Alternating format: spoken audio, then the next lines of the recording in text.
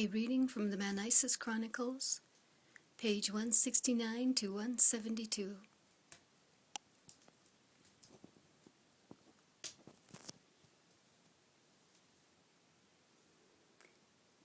Today we want to talk about personal responsibility.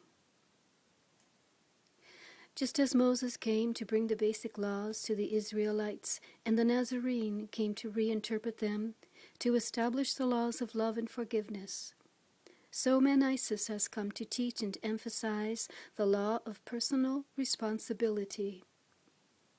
This is to be the prevailing law of the next century and must have a salient position in all manistic teachings. It is this concept that most positively differentiates the manistic dispensation from the previous Christian one. The law of personal responsibility is included in, is part and parcel of, the law of honesty. If a man were honest, he would feel dishonored if someone else were to offer to pay for his sins, i.e. his debts. A true man, being a man and honest of conscience, feels responsible for each and every error of which he has been guilty, and is willing and ready to do all in his power to repay and correct them all. The sense of personal responsibility is a man's badge of honor. It is a feeling that however much he may have been in the wrong, and in whatever manner or degree, he is perfectly willing to pay for all that of which he has been guilty. Even more than that, he is also willing to pay for the adverse actions of others to the extent that he misled them. Only when a man or woman is able and willing to do this is he fit to face the celestial forces and say, "I trust that someday I will be one of you." You mean that in some way or other we may have to pay for the misdeeds of others, I asked. I know you have touched on this subject before, but it still doesn't seem quite fair. Have you never heard of the famous English squid case, Mr. Brewington? He replied. I shook my head in the negative. Well, he went on, this is the famous landmark in British law where an action was brought by a man who had been injured by a lighted squid. In the complaint it was stated that during a festival a squid was lighted and thrown into the crowd. Because of the natural oil in the squid's body, it burned brightly as it was bounced from hand to hand among the crowd. Finally, the squid was thrown into the face of the plaintiff, who was badly burned. The plaintiff sued the man who originally lighted the squid and threw it into the crowd. The lawyer for the defense contended that his client did not throw the squid into the plaintiff's face, and that he should sue the man who actually did. The court found otherwise, stating that if the defendant had not initially lit the squid and thrown it into the crowd, the plaintiff would not have been burnt, and therefore he was ultimately responsible for the injury. This decision, a landmark in both English and American law, is in full harmony with the divine law.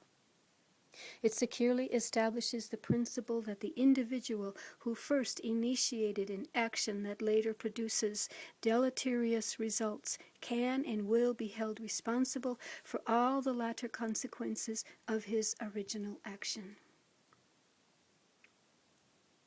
Now that is some really heavy stuff, I said. What? Asked Dr. Claymore. I mean, that gives me a lot to think about, I replied.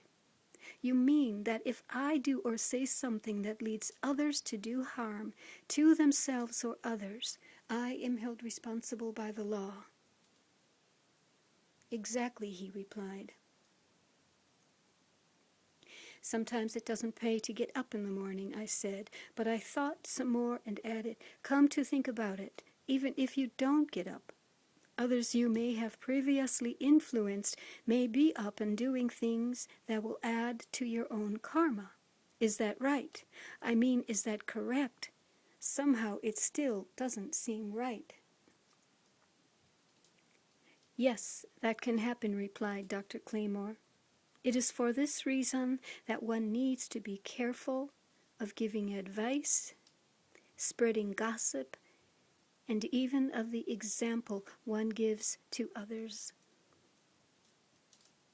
I don't understand about the example. How could that affect our karma? I queried. If a man sets a bad example in his lifestyle, he may influence others who are not too strong to attempt to follow him, to the extent that they may not have done wrong without his example. He is responsible and karma will be created, he replied. Now, said I, it is clear to me why the Orthodox Christian religions are so popular.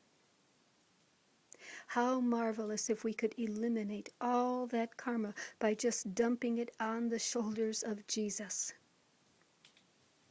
It is easy to see why the law of personal responsibility has not been very popular in the past. Do you really think the American public will be ready to accept it in the 21st century? As Shakespeare said, "'Tis a consummation devoutly to be wished." Once the great separation and the earth changes have happened in America, people will be looking for an honest philosophy, and there is none more honest and ultimately fair than the monistic teachings. You will just have to make them appealing when the time comes, if you are the one to carry on, replied Dr. Claymore.